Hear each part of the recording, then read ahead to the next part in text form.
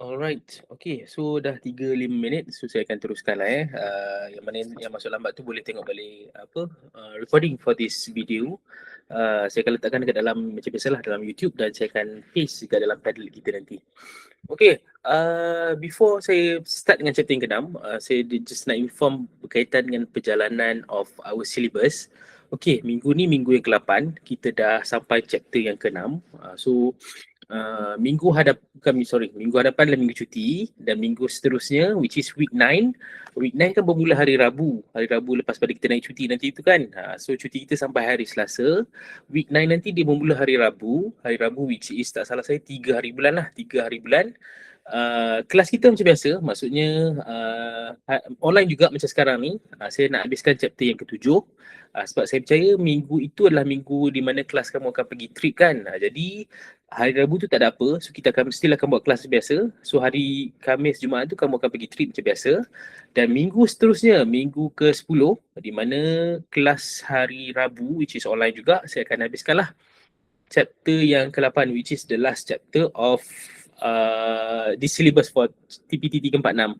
Jadi bermula minggu ke-11 dan seterusnya, since kita akan habis syllabus pada minggu ke-10, minggu ke-11, 12, 13 kita akan teruskan dengan your group assignment punya presentation. Jadi nanti bila saya dah saya dah letakkan announcement untuk submission for your group assignment, dah boleh submit dekat dalam e-future lah. Jadi please be aware that minggu ni, minggu yang ke-8 kita habiskan syllabus untuk chapter yang ke-6. Minggu yang seterusnya, minggu yang kamu nak pergi trip hari Khamis Jumaat tu, hari Rabu kelas macam biasa, saya akan habiskan chapter yang ke-7 dan minggu ke-10, 3 minggu seterusnya saya akan habiskan the last syllabus which is chapter 8. Jadi bermula minggu ke-11 kita akan start with your group presentation. Jadi masa minggu ke-10 hari Jumaat tu kita akan buat kelas dekat DK macam biasa. So saya nak tengoklah kamu punya kerja sebelum kita start presentation pada minggu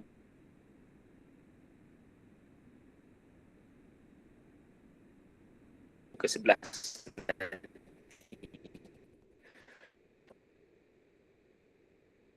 Penerangan tadi pasal kita punya syllabus. Kalau jelas, tolonglah bagi reaction untuk saya nak tahu kamu faham ke tidak. Alright. Alright, okay. So it's okay. So maksudnya semua faham Okay, thank you very much. Okay, jadi pada minggu ni untuk kelas online ni saya nak habiskan berkenaan dengan chapter 6 which is about urban transportation. So basically when we talk about urban transportation, dia melibatkan in terms of urban expansion juga. So bila melibatkan urban expansion, kita akan tengok dari segi in terms of bagaimanakah functions of transportation ni memainkan peranan dari segi perbandaran. So sebagai contoh kat Malaysia kita ada urban centres, contohnya macam Kuala Lumpur, bandar besar. And then kita ada Johor Bahru dekat dengan kita which is JB kan. Also bandar besar di mana they have expanded in terms of their expansion is based on expansion of major transport corridor. Contohnya dihubungkan melalui, kalau Kuala Lumpur dia ada Federal Highway ataupun dia ada Deep Highway. Kalau di kawasan Johor Bahru ni kita dihubungkan dengan bandar-bandar yang lain dan juga negeri-negeri yang lain, contohnya macam kita ada Plus Highway. So basically, these transport corridors shaped in terms of the growth pattern dan juga development. So, from a historical transportation hub to modern transit-oriented development, TOD, Malaysia's urban landscape continues to evolve alongside its transportation infrastructure. So, Malaysia ni dah face in terms of unique challenges in terms of balancing accessibility, sustainability dan juga efficiency when it comes to urban mobility system. Apa yang dimasukkan kat sini adalah bagaimana bila kita cakap pasal perbandaran, perkembangan perbandaran ini dia akan melibatkan antara challenge-challenge yang ada. Kita nak pastikan rakyat ataupun orang ramai ada akses terhadap mobility. And then dari segi sustainability, bagaimana kita nak pastikan kelestarian, the aspect of kelestarian, kita nak jaga alam sekitar macam mana. And then the aspect of efficiency, kalau nak menggunakan public transportation, macam mana kita nak akses, macam mana kita nak pastikan the efficiency of public transportation system itu. Jadi dengan adanya urban planning dan juga urban transportation planning, it helps to ensure in terms of this aspect yang saya sebutkan tadi tu. Jadi, when it comes to chapter 6, ada beberapa learning objective yang kita cuba capai. Yang pertama adalah we want to analyse the relationship between transport network, urban form dan juga land use. Dia ada tiga perkara ni, dia ada kaitan antara satu sama lain. Sebab apa? Bila kita ada transportation network, we are able to achieve in terms of development of urban form dan juga in terms of utilization of land use. Dia ada kaitan antara ketiga-tiga ini. Dan yang kedua, kita nak tengok dari segi learning objective adalah in terms of evaluating urban mobility strategies and sustainability initiative. Jadi ada beberapa strategi dan inisiatif yang biasanya diperkenalkan oleh kerajaan, tak kira kerajaan Malaysia ke, yang sekarang ni ke ataupun yang sebelum-sebelum ni. Fungsi dan juga tugas kerajaan adalah untuk memperkenalkan strategi dan inisiatif untuk pastikan strategi dan inisiatif ini dilaksanakan untuk mencapai beberapa objektif. Contohnya dari segi urban mobility. Kemudian yang ketiga, in terms of to identify urban transport problem dan juga propose integrated solution. Jadi at the end of this chapter, kita akan tengok beberapa problem-problem yang disenaraikan sebagai urban transportation issues dan juga ada 4 jenis solution yang telah diperkenalkan oleh kerajaan untuk menyelesaikan masalah-masalah ini. Okay, so pergi kepada perkara yang pertama berkenaan dengan transportation and urban form. So biasanya urban centres like Malaysia, dia dah develop berdasarkan kepada key transportation hub. Contohnya di kawasan Kuala Lumpur, pembangunan itu dibangunkan berdasarkan kepada, contohnya kita ada public transportation hub, kita ada TBS, kita ada KL Central, kita ada Gombak Central. So with cities like Kuala Lumpur expanding along major transportation corridors, biasanya bila ada transportation hub, ada transportation network, contohnya macam jalan raya yang dikategorikan sebagai transportation corridor, dia membantu dari segi expansion of these cities. So, different urban structure model explain these development patterns across Malaysian cities. Jadi, perbandaran di Malaysia ini, di beberapa negeri, dia berbeza mengikut pada faktor-faktor geografi. Contohnya di kawasan selatan, dia lebih pesat membangun sebab kita berdekatan dengan Singapura. Contohnya macam Johor Bahru kan, Melaka dan sebagainya. Kemudian in terms of central, kawasan Klang Valley, contohnya macam Kuala Lumpur, Selangor, Putrajaya dan juga Cyberjaya, mereka adalah pusat pembangunan di mana dia adalah dikategorikan sebagai ibu negeri lah, di mana the centralized of development of Malaysia. Kemudian kita ada kawasan northern, which is kawasan Penang, Kedah, Perak dan juga Perlis. Kemudian di kawasan Pantai Timur, our East Coast punya negeri-negeri, contohnya macam Kelantan, Terengganu dan juga Pahang. Mereka adalah negeri-negeri yang mungkin pembangunannya berdasarkan kepada faktor geografi dan juga faktor-faktor cuaca dan sebagainya.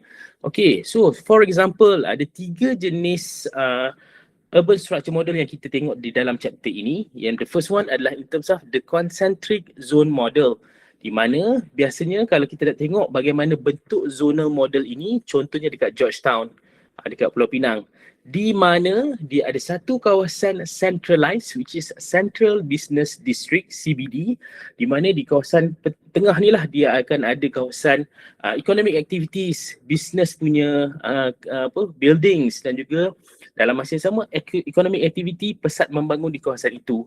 Jadi di kawasan sekitar dia akan ada in terms of kawasan-kawasan residential dan dalam masa yang sama ada kawasan recreational. Jadi apa yang dimaksudkan dengan concentric zonal model ni, dia dibangunkan di kawasan tengah dan di kawasan sekitar dia akan ada pembangunan hasil daripada aktiviti ekonomi dan juga hasil daripada business activities yang berada di kawasan CBD ini. Okay, kemudian the sector model. Okay, sector model ni biasanya this model suggest in terms of urban growth extend along major transportation routes. Biasanya contohnya kawasan Kuala Lumpur, dia dihubungkan dengan kawasan bandar-bandar kecil yang lain. Contohnya daripada Kuala Lumpur ke PJ, ke Shah Alam, ke Klang, dihubungkan dengan menggunakan Federal Highway. Jadi biasanya development is extended based on major highways. Contohnya macam Federal Highway. Jadi dalam sektor model ni biasanya dia akan ada dihubungkan dengan highway-highway yang ada. Sebab apa? This transportation highways, dia helps in terms of expanding the cities punya reach dan juga dari segi in terms of development. Kemudian jenis yang ketiga adalah in terms of multiple nuclei model, di mana model yang ketiga ni biasanya dia menghubungkan ataupun dihubungkan antara bandar-bandar utama dan juga bandar-bandar kecil yang lain.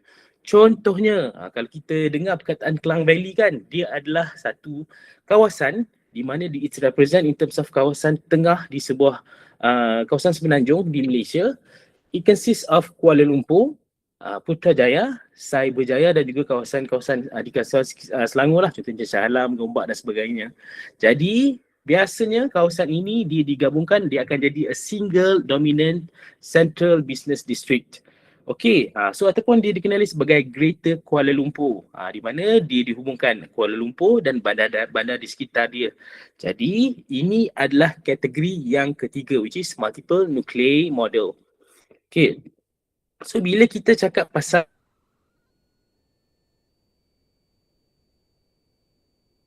Sustainable Urban Growth Initiative, kerajaan Malaysia adalah salah satu kerajaan yang kerap kali revise in terms of dasar dan juga polisi-polisi yang ada berdasarkan kepada situasi semasa. So, Malaysia has implemented strategic plans to ensure sustainable urban development centered around efficient transportation system.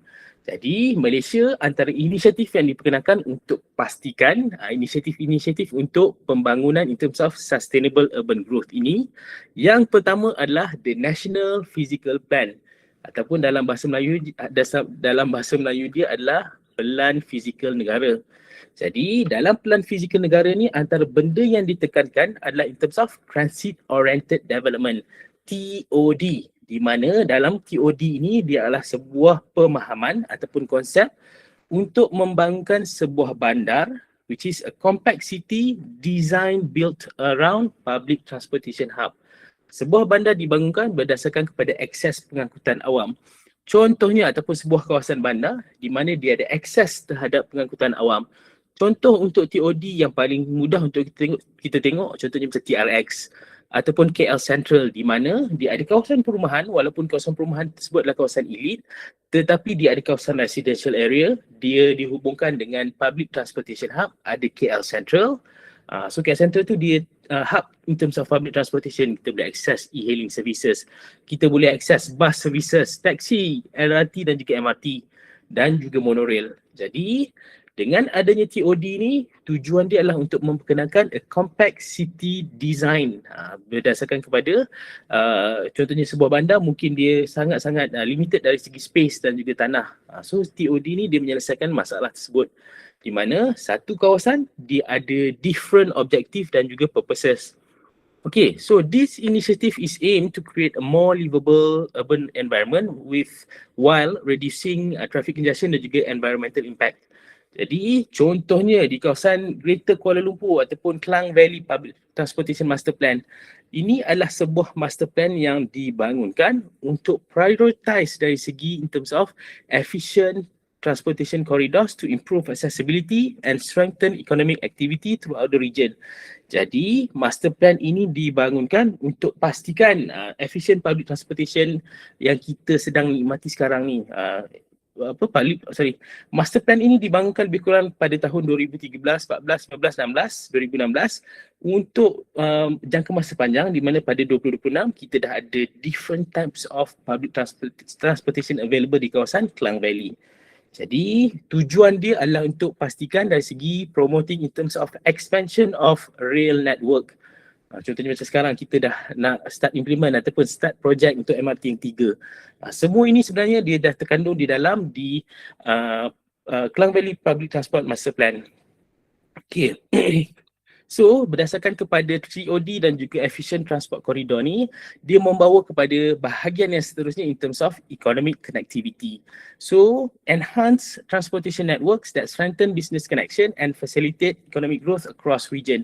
Basically dengan adanya transportation network dan juga bila kita dah hubungkan berdasarkan pada transport corridor yang ada, we are enabling in terms of the reach of economic connectivity between this region. Dengan adanya efficient transportation network, we are enabling in terms of economic activities. So itu antara saling hubungan antara transportation dan juga ekonomi. Okay, seterusnya kita akan tengok dari segi in terms of urban land use and transportation. Biasanya bila kita cakap pasal transportation, dia akan melibatkan in terms of land use, penggunaan tanah di kawasan sekitar. Jadi dengan adanya transportation system, they plays a critical role in terms of enhancing accessibility, connectivity dan juga economic activities. Contohnya, kalau kamu perasan kan projek ECRL. Kalau kamu baca the background of ECRL, kenapa kerajaan wujudkan ECRL adalah untuk pastikan dari segi connection between kawasan bandar which is kawasan Klang Valley dengan kawasan luar bandar. Contohnya di kawasan Pantai Timur lah, Kelantan, Terengganu dan juga Pahang. So tujuan ECRL, East Coast Railway Line ini diwujudkan untuk pastikan economic activities yang berjalan di kawasan Klang Valley dapat dilimpahkan ke kawasan luar bandar seperti Kelantan, Pahang dan juga Terengganu. So areas with high accessibility, particularly those near MRT and LRT station, which they naturally attract business opportunities, residential development dan juga in terms of commercial activities. Kalau kamu perasan di kawasan-kawasan bandar kan, contohnya kat Kuala Lumpur ke, Gombak ke, PJ ke ataupun Shah Alam, kalau dia ada kawasan pembangunan perumahan yang baru, mereka akan iklankan in terms of berdekatan dengan kawasan ataupun transit hub ataupun LRT station. Kenapa dia buat macam ni? Sebab apa? Dia nak pastikan orang ramai yang berkeinginan untuk beli rumah, dia tahu ada akses terhadap transit hub. Mudah untuk akses kepada transportation punya network. Jadi dia akan jadi salah satu in terms of business opportunity juga sebab dia nak iklankan dan juga dalam masa yang sama dia nak bagi tahu the benefits of public transportation network terhadap residential areas. Jadi with these two urban in terms of using transport corridors dan juga in terms of transit hub, dia membantu dari segi in terms of the usage of land use di kawasan bandar. So macam kita tahulah di kawasan bandar kadar penggunaan tanah tu dia sangat limited sebab apa berbeza dengan kawasan luar bandar lebih luas dan juga masih lagi ada kawasan-kawasan yang belum dibangunkan. Biasanya contohnya Kuala Lumpur sangat padat dan juga dia dari segi pembangunan itu dia dah boleh dikatakan sampai reach level of almost tepu dah sebab apa almost area di kawasan Kuala Lumpur tu dah telah pun dibangunkan. Okay. Seterusnya, bila kita nak manage in terms of the urban expansion, biasanya kerajaan ataupun Malaysia dia akan cuba untuk pastikan dari segi careful management melalui polisi dan juga peraturan di mana dia nak avoid in terms of excessive sprawl. Sprawl ni adalah di mana perbandaran itu berlangsung secara mendadak di mana perbandaran ataupun urbanization itu berlaku secara eksesif. So bila ada undang-undang dan juga melalui undang-undang yang diperkenalkan ataupun dasar-dasar yang diperkenalkan oleh kerajaan, dia punya tujuan adalah untuk pastikan daripada berlakunya excessive sprawl ini. Jadi bila ada excessive sprawl, dia ada kesan negatif which is it increases in terms of car dependency dan masa yang sama bila kita didirikan kepada private car, dia akan membawa pada masalah yang seterusnya which is about worsen traffic congestion. Jadi kerajaan bila dia nampak masalah ni dia dah telah memperkenalkan sebuah dasar which is the National Transport Policy which is NTP yang berkuat kuasa 2019 sampai dah 2030 di mana dia address these issues berkaitan dengan land use planning dengan transport network. Tujuan dia untuk pastikan in terms of balanced development. Jadi dia nak elakkan masalah excessive sprawl, dia memperkenalkan satu dasar which is NTP. Salah satu pillars ataupun dia punya objektif of this dasar NTP ni adalah untuk pastikan integrating in terms of land use planning dan juga transportation network. Dalam masa yang sama dia cuba pastikan in terms of development to balance. Okay, so bila kita cakap pasal TOD, it fosters in terms of high density mixed use development near transportation hub.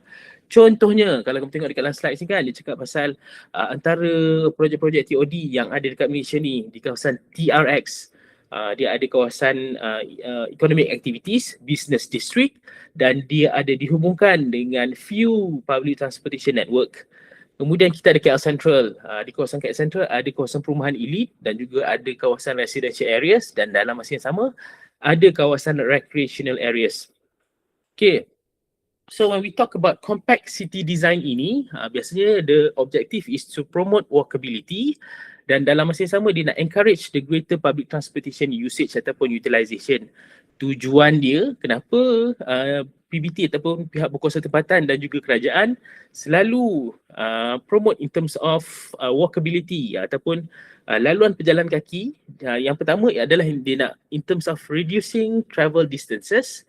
Yang kedua to support active mobility dan yang ketiga adalah decreases in terms of carbon emission. So when we talk about active mobility ini, dia sebenarnya kalau dalam terms in academic terms, kita refer sebagai active transportation. So promoting active transportation ni bermakna kita nak pastikan pengangkutan itu berlangsung tanpa menggunakan enjin, which is dalam konteks active transportation in transport adalah berjalan kaki dan juga in terms of naik basikal. Jadi kalau korang perasan di BKL, recently dia ada banyak inisiatif untuk pastikan active mobility ni berlangsung di kawasan Kuala Lumpur. Ada banyak jalan-jalan dah ditutup dan diubah menjadi kepada kawasan yang boleh berjalan kaki. And then ada laluan-laluan untuk basikal di mana dia nak menggalakkan orang ramai menggunakan basikal. Okay, seterusnya adalah in terms of integrated planning, di mana coordination between transport and land use, which is they plan to create a sustainable urban environment. So the first objective is in terms of integrated planning, dia nak pastikan dari segi in terms of reduction of infrastructure cost. Dan yang kedua, dia nak memastikan in terms of improvement of service efficiency. Dan yang ketiga dari segi in terms of enhancements of quality of life. Bila ada a proper coordination between transportation planning dan juga land use planning, so dalam masa yang sama dia akan pastikanlah penggunaan in terms of spaces bersesuaian dengan permintaan pada satu-satu tempat ataupun satu-satu keadaan. So kesan dia adalah kesan positif di mana dia ada 3 kesan yang macam saya sebutkan tadi. Dia mengurangkan dari segi infrastructure cost, yang kedua dari segi service efficiency, servis perkhidmatan awam dapat ataupun pengangkutan awam dapat delivered accordingly, dan yang ketiga dia akan meningkatkan quality of life of people around that area. Okay, so seterusnya kita akan tengok dari segi in terms of urban mobility system. When we talk about urban mobility system, dia adalah melibatkan in terms of this usage of public transportation network yang ada. Kalau kita tengok urban mobility system di kawasan bandar, contohnya di kawasan Kuala Lumpur ataupun Klang Valley, kita ada various transportation modes with public system such as MRT, LRT, BRT dan juga KTM commuter, which is serving as a critical component. So kalau pengguna-pengguna pengangkutan awam di kawasan bandar di Kuala Lumpur, these critical components in terms of public transportation yang ada di kawasan Kuala Lumpur. So despite of this option, the country still faces high private vehicle dependency. Walaupun kita dah ada pelbagai modes of transportation yang ada, tetapi masih lagi ramai yang still prefer in terms of their comfort for their own car. So dia tak nak sacrifice in terms of the comfort membawa kereta sendiri. So at the end of the day, dia akan membawa kepada in terms of traffic congestion, walaupun sebenarnya isu in terms of kita nak bawa kereta sendiri ni kadang-kadang salah satunya in terms of inadequate in terms of public transport punya coverage. Kawasan perumahan yang saya beli contohnya mungkin dia tak cover by the nearest LRT station.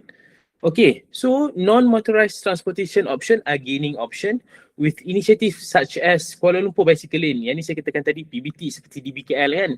Dia memperkenalkan bicycle lane untuk menggalakkan orang ramai menggunakan bicycle. Dan dalam masa yang sama, dia menggalakkan dari segi in terms of walkability. Dia di mana sekarang ni di kawasan Kuala Lumpur dan juga Shah Alam sendiri pun dah banyak ada pedestrian lane. Di mana kita boleh berjalan kaki lah di kawasan sekitar. Okay. So this effort is aimed to create more balanced and environmental friendly urban transportation ecosystem. Jadi dengan adanya non-motorized punya sistem dan juga motorized punya sistem, dicuba untuk gabungkan antara these elements. Di mana elements of rail transit, contohnya kita ada LRT, MRT dan juga KTM commuter, which is the backbone of public transportation in major urban cities. So dengan adanya these 3 rail transport punya network, it helps in terms of forming the backbone, tulang belakang terhadap sistem pengangkutan negara. Dan yang kedua, kita ada bus network ataupun BRT ataupun conventional bus, which they provide a wider coverage but face challenges with reliability dan frequency. Sebab apa? Kalau bus ni dia berkongsi jalan dengan kenderaan biasa kan, macam kereta, lori dan sebagainya. So mereka lebih prone kepada traffic jam. Okay, yang seterusnya active mobility in terms of growing network of bicycle lanes dan juga pedestrian infrastructure to support non-motorized transportation option. Yang ni recently dalam 2-3 tahun kebelakangan ni, active mobility ni memang salah satu inisiatif yang diperkenalkan di banyak PBT sebenarnya, pihak berkuasa tempatan. Even salah satu requirement untuk mendapatkan smart city punya penarafan adalah dengan adanya basikal dan juga pedestrian infrastructure ataupun pedestrian punya lane. Okay, yang seterusnya, urban mobility system masih lagi ada in terms of private vehicle which is still dominant in suburban areas, di mana public transportation coverage remains limited. Di mana di kawasan luar bandar contohnya kan, so biasanya option untuk pengangkutan awam tu lebih limited compared to kawasan bandar. So that's why untuk penduduk di kawasan luar bandar, mereka lebih prefer in terms of using their own private vehicle. Okay, so dari segi government mobility initiative, kita akan tengok beberapa inisiatif yang diperkenalkan oleh kerajaan. The Malaysian government has launched several program in terms of enhancement of urban mobility and to address transportation challenges. So, dari segi beberapa inisiatif ini diperkenalkan adalah in terms of, contohnya kita ada Public Transportation Enhancement Program. Program untuk penaik tarafan pengangkutan awam kita ada, in terms of upgrading bus services through MyBus punya program, dan juga Stage Bus Transformation Initiative SBST. Ini adalah beberapa inisiatif kerajaan di mana subsidi diberikan untuk menggalakkan dari segi reliability dan juga coverage. Perkhidmatan bas henti-henti di kawasan bandar dan luar bandar ni dibangunkan untuk pastikan di mana kita nak pastikan laluan bas tersebut boleh sampai kepada setiap pengguna yang ada. So in terms of the reachability. Kemudian inisiatif yang kedua adalah dari segi KL Carbon Neutral 2050 Plan.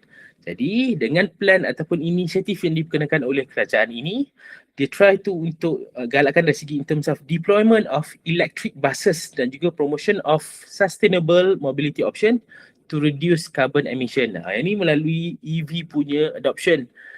Dasar yang diperkenalkan oleh kerajaan ini, which is KL Carbon Neutral 2050 Plan, mereka nak menggalakkan penduduk-penduduk di kawasan Kuala Lumpur untuk start implement in terms of implementation of EV buses dan juga electric vehicle punya charging station, for example. Yang seterusnya adalah in terms of demand responsive transit, which is a flexible transport services being tested and to address the first and last mile connectivity challenges. Jadi dalam transportation ni salah satu isu yang selalu dibincangkan adalah dari segi first and last mile connectivity. Okey, masalah first and last mile connectivity ni adalah contohnya kalau stesen LRT yang paling terdekat dengan kawasan rumah saya di Shah Alam. Contohnya LRT yang paling dekat adalah Glen Mary lah setakat ni. Jadi daripada rumah saya di section U11 nak sampai ke section LRT Glen Mary, dia sangat-sangat jauh. You can take about 10 to 15 kilometers. Kalau masa yang nak ambil tu lebih kurang dalam 20 minutes ataupun 30 minutes. Jadi bagaimana saya nak access public transportation kalau anda kata saya tidak ada pengangkutan sendiri? So ini isu yang dibangunkan di mana first and last mile connectivity. Jadi bagaimana kerajaan melalui DRT, Demand Responsive Transit, dia adalah salah satu inisiatif yang dibangunkan oleh Prasarana Berhad, di mana dia ada beberapa van diletakkan di kawasan sekitar LRT station dan kita boleh akses menggunakan DRT ni daripada rumah. So boleh bayar RM1 dan DRT akan datanglah di kawasan sekitar laluan-laluan yang berdekatan dengan kawasan perumahan. Jadi DRT ni salah satu inisiatif kerajaan yang bermula lebih kurang dalam 2 tahun lepas dan dia mendapat sambutan dan masih lagi diteruskan hingga sekarang. So kepada siapa-siapa yang ada di kawasan Klang Valley, yang duduk di kawasan Klang Valley, boleh try menggunakan DRT punya inisiatif ini. Okay, next one adalah in terms of transport integration. This is in terms of the government effort to create seamless connections between different transportation modes for improved passenger experience. Contohnya kita ada beberapa transportation hub. Contohnya kita ada TBS, Terminal Bersepadu Selatan. Contohnya macam kalau saya naik bas daripada Pasir Gudang, saya nak balik Shah Alam, saya turun dekat TBS dan daripada TBS saya boleh naik komuter berhenti kat KL Sentral dan dari KL Sentral saya naik LRT punya services turun dekat Glen Mary contohnya. Okay, so itu adalah contoh in terms of transport integration. Jadi seterusnya, bahagian yang terakhir untuk chapter yang ke-6 ni berkaitan dengan urban transportation challenges. Bila kita cakap pasal problem dan juga challenges ni, biasanya Malaysia adalah antara beberapa negara yang biasa mengalami masalah-masalah ini. Yang pertama, kalau tengok dalam textbook page 82, berkaitan dengan infrastructure gap. Contohnya in terms of lack of sufficient public transportation coverage. Yang kedua, dari segi car dependency, kita terlalu depend kepada kenderaan sendiri sampai kita lupa untuk menggunakan public transportation available. Yang kedua, dari segi in terms of traffic congestion. So bila kita dah stuck in traffic congestion, dia akan melibatkan dari segi emosi lah, kita dah buang masa, dan juga dari segi quality of life. Masa yang kita stuck dalam traffic tu kita boleh gunakan untuk benda yang lain contohnya. Dan yang ketiga, dari segi in terms of lack of active mobility infrastructure.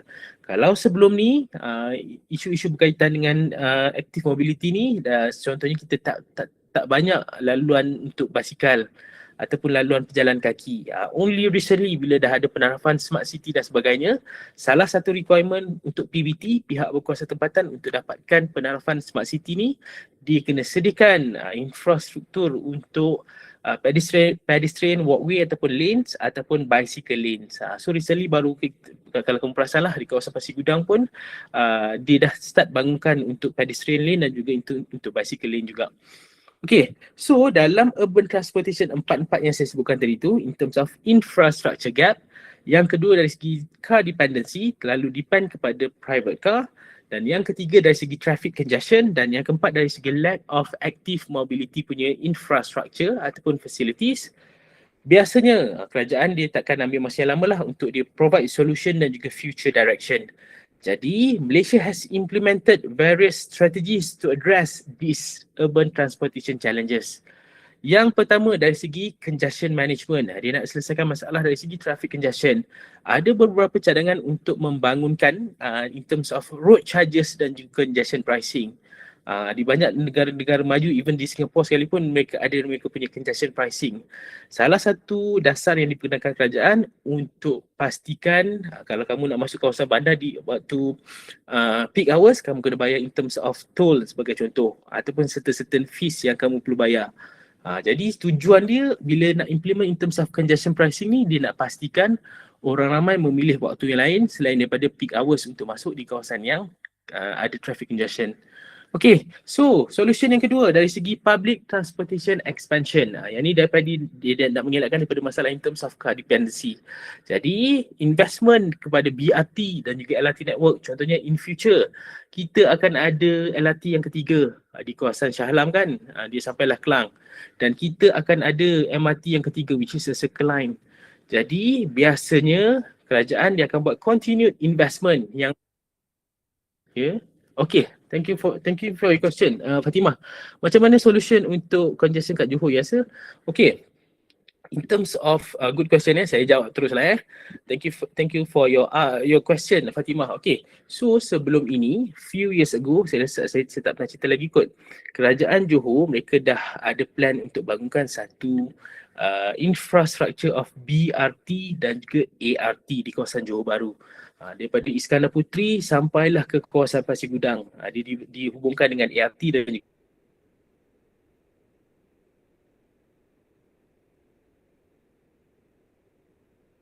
BRT. However, plan tersebut was scrapped because of lack of BRT ini dilaksanakan. Kalau berjaya, dia dah berjaya menyelesaikanlah masalah in terms of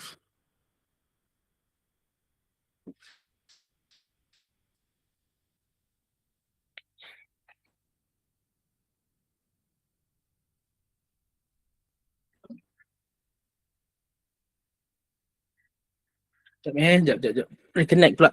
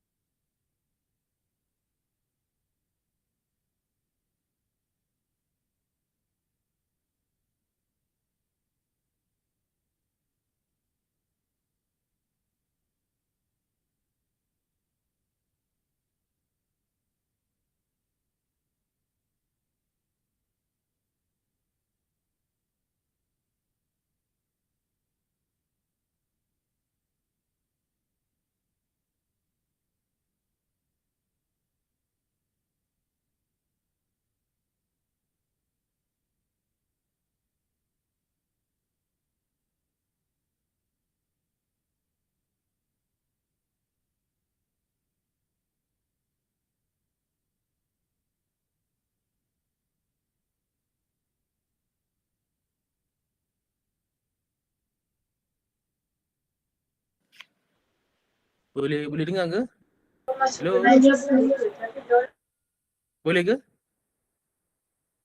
Boleh? Okay. Alright. So, dekat saya dia tulis you lost your connection. Okay. Saya sambung Saya nak menjawab soalan Fatimah tadi. Hopefully kamu dengar lah apa yang saya cakap tadi. In terms of pembangunan, in terms of Johor Bahru punya transportation network. Okay. Dia perancangan tersebut pada tahun 2020 ada beberapa perancangan lah melalui Iskandar punya IRDA dan juga Kerajaan Johor dan juga PAJ, di mana mereka nak bangunkan satu transportation network menggunakan bas dan juga ART, Automated Responsive Transit ART. Jadi projek IMBRT dan juga ART ini pada ketika itu 2020 adalah waktu di mana kita sedang mengalami in terms of PKP dan juga COVID kan. Jadi pada perancangan awal, Kerajaan Johor nak bangunkan sebuah pengangkutan awam yang menghubungkan kawasan Iskandar Puteri, Johor Bahru dan juga Pasir Gudang dengan menggunakan IMBRT dan juga ART.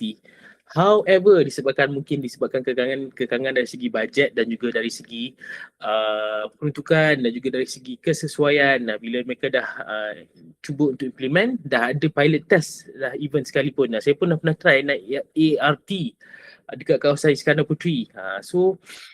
However, pada tahun 2022 kalau tak salah saya, dia dah umumkan di mana mereka scrap in terms of that plan. So untuk menjawab soalan Fatimah tadi, di mana dari segi bagaimana Johor cuba untuk kurangkan dari segi kesesakan, so as for now, the current initiative adalah kalau daripada Johor Bahru ke Singapura melalui projek RTS lah. RTS, Rapid Transit System, RTS.